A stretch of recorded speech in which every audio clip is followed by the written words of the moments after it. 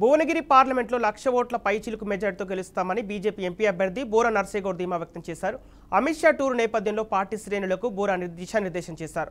Congress party పని అయిపోయిందని విమర్శించారు. మొన్నటిదాకా ఎగిరెగిరి పడ్డ కాంగ్రెస్ పార్టీ నేతలకు ఇప్పుడు గ్రామాల్లో ఓట్లు అడిగే పరిస్థితి లేకుండా పోయిందన్నారు. అధికార ధనబలంతో కాంగ్రెస్ గెలవాలని చూస్తుందని, ప్రజలంతా ప్రలోభాలకు లొంగకుండా బీజేపీని గెలిపించడానికి సిద్ధమవ్వారని తెలిపారు.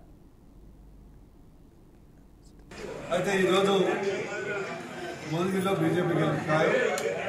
భువనగిరి కోట మీద కాషాయం జెండా ఎగరటం ఖాయం. ఎందుకు ఈ మాట అంటుందంటే, ఈరోజు కాంగ్రెస్ పార్టీ నాయకులు కానీ అభ్యర్థి కానీ కనీసం పాంప్లెట్ కూడా కొట్టించి మేము గతంలో ఇది చేశాం, ఇది వర్తమానం, ఇది భవిష్యత్తులో ఇది చేస్తామని చెప్పుకునేటువంటి దుస్థితిలో ఉన్నారు.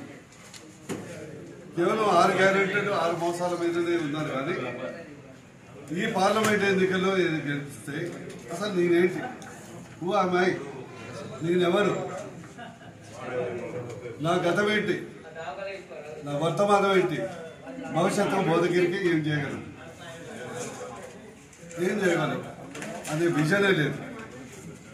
అంటే దాన్ని బట్టి వారు మొదటనే ప్రజలకు పాత చింతకాయ పచ్చట్లాగా 6 మోసాలు చెప్పుకోవాలని చూస్తున్నారు. కానీ 6 మోసాలు 6 గ్యారెంటీలని ప్రజల దగ్గర పోతే 6 మోసాలు చేశారని ప్రజలు నిలదీస్తారనే భయంతో ప్రజల వద్దకు